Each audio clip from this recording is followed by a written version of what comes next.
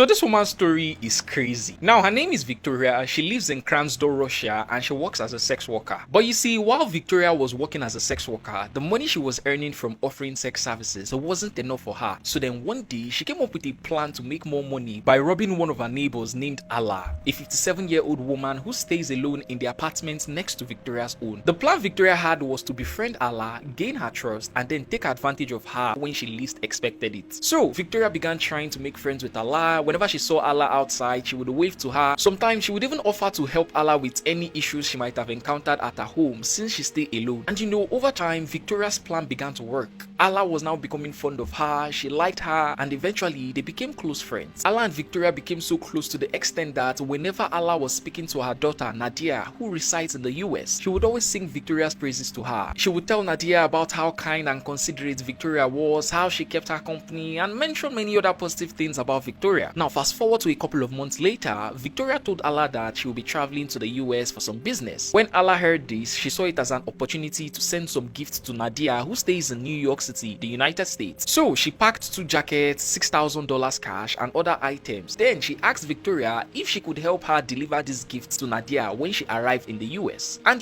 Victoria agreed to help. But to Alla's surprise, when the date Victoria was supposed to travel to the US arrived, she postponed it to a new date. When the new date arrived, she postponed it again. This was how Victoria kept on postponing her travel to the US repeatedly. When Alla told Nadia about how Victoria had been postponing her travel, Nadia suggested she go to Victoria's house and retrieve the items back from her, since she was unsure when she would travel exactly. So later that day in the evening, Alla went to Victoria's house to retrieve the gift back from her. Now the next morning, Nadia phoned Alla to find out if she successfully retrieved the gift from Victoria the previous night. However, to Nadia's surprise, Alla didn't answer her call. Nadia called her again and again and again, but Alla still didn't pick up. At this point, Nadia started panicking because this was the first time in 10 years that she had called Alla and Alla hadn't answered immediately. Nadia immediately logged on to Alla's cell phone record to check who was the last person she spoke to on the phone, and that was when she saw Victoria's number. Nadia immediately booked the next flight from New York straight to Alla's house in Russia. When she arrived at Alla's house, she went in to check for Alla, but Alla wasn't there. Nadia then called Victoria and told her to come to Alla's house. When Victoria arrived, she then questioned Victoria. She was like, "Where is my mom?" But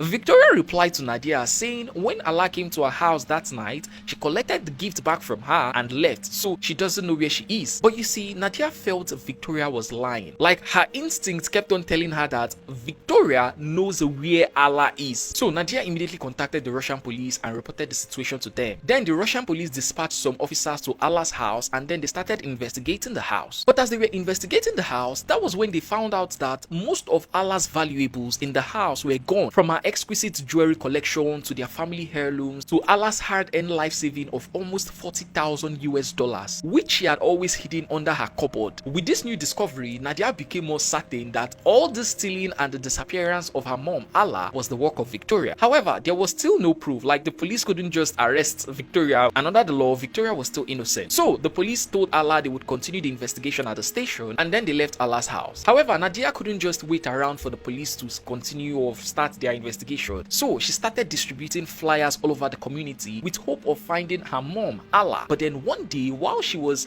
distributing these flyers, she saw a CCTV camera around the area, and it gave her a wonderful idea to check the camera footage on all the CCTV camera around the major roads close to Alla's house. So the next day, Nadia paid off the guys in charge of the CCTV camera close to Alla's house, and then she started going through the footage from the day Alla said she would be going to Victoria's house to retrieve those gifts back from her. Luckily for Nadia, while she was going through the footage, she saw a clip of Victoria driving a car, and in the passenger front seat was someone who looked like Alla. The person was just lying flat on the chair. Nadia immediately took this footage and ran to the Russian police and showed it to them. In fact, when she showed it to them, they told her they had already gotten the footage and they were about to bring in Victoria. Now, when they brought in Victoria, they gave her a lie detector test so she can reveal what happened and if the person she was sitting with in that car was Alla. Now, mind you, this whole event happened in 2014, and at that time, whenever a lie detector test was taken, it would take some days before the results came out. So this was the same thing that happened in this case. After Victoria took the test, the results were supposed to take a couple of days to come out. So the police had to release Victoria after she took the test because under the law she was still innocent. The lie detector test result would take some days to come out, and only when the results were out could they be used to arrest Victoria if she failed the test. But to everyone's surprise, before the results came out, Victoria had already fled Russia to the United States. A couple of months later, the police then found a decaying body in a remote location, and after carrying out forensics on the body, they found out that it was indeed Allah's own. It turns out that on the day Allah went to retrieve the gifts from Victoria, Victoria killed her. Then Victoria transported Allah's body in a car, dumped it in a remote location. Then she went to Allah's house, stole all the valuables, and when the police began investigating her and she further took the lie detector test, she realized that it would expose her, and so she immediately fled to the US. And the reason why she was able to flee Russia successfully after doing all this horrible thing was because she was having a sexual relationship with one of the officers that was handling the investigation, and the same officer was the one that ensured they didn't arrest her while they were still investigating the case earlier on, and they also ensured her successful escape. After the Russian police discovered all this, they contacted Interpol to help with the arrest of Victoria. Nadia also returned back to the US and continued searching for Victoria there since she was in the US. However,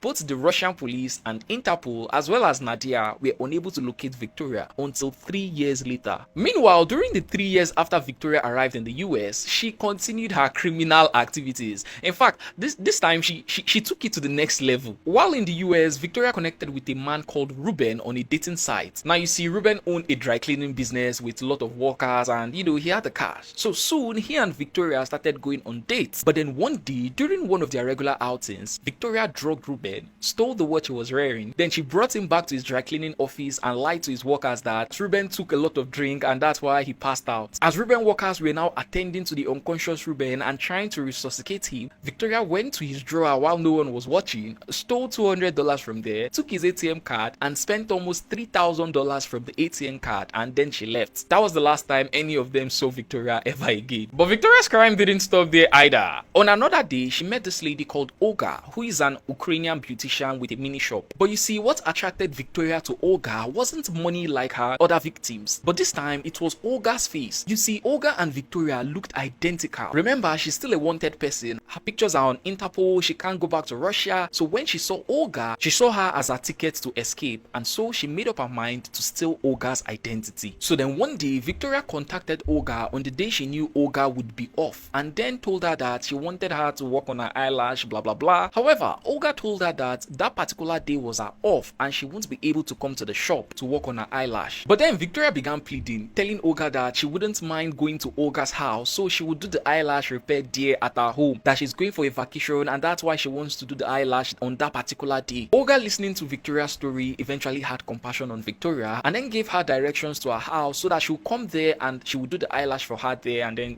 she would go for a vacation. But what Olga didn't know was that Victoria had an ulterior plan. When Victoria arrived at Olga's place for the eyelash repair, she brought with her a cheesecake which she gave to Olga as a thank you gift for agreeing to work on her eyelash at her own house. Unfortunately, Olga decided to eat the cake before she began working on Victoria's eyelash. But then after she finished eating the cake, she became unconscious and slumped. It turns out that the cheesecake Victoria gave to Olga, she drugged it with a substance that was meant to unalive Olga. So after Olga slumped, Victoria quickly carried her and laid her on the bed. Then she brought out a drug from her bag and spread it all over Victoria's bed, and then she turned on the heater of the room so that by the time anyone come to check on Olga, she would be long dead and her death would be attributed to drug abuse. After planting these drugs on Olga's bed, Victoria then stole her money, stole her jewelry, and finally her passport. Then she left the apartment. But luckily for Olga, a few hours later after Victoria left, one of her neighbors came to check on her, and as soon as he entered Olga's room and saw the drugs all over Olga, he immediately called the ambulance, and this was how Olga was saved. Olga and Ruben were some of Victoria's victims during the 3 years she was roaming around free in the US, and it is alleged that her total victims were more than 10. So back to Nadia. Now all this while when Victoria was stealing from different men here and there, Nadia had been searching for her. She still wanted justice for her mom. So while searching for Victoria, Nadia was able to locate Victoria's Facebook account, but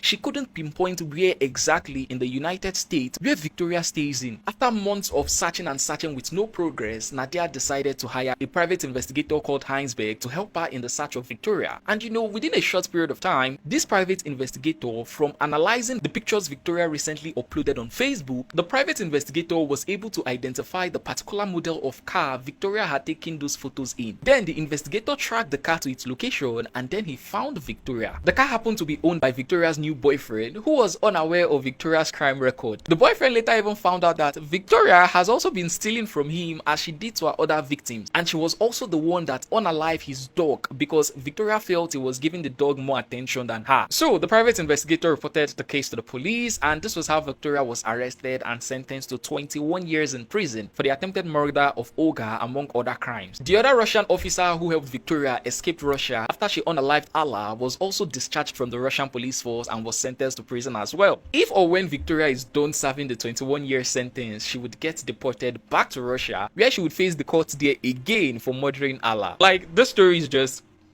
After Devil, fear people named Victoria. If you watched this video from the beginning till the end here, I just want to say a very big thank you to you. Follow me or subscribe for more crazy stories. I'm Caleb and I've uncovered this case.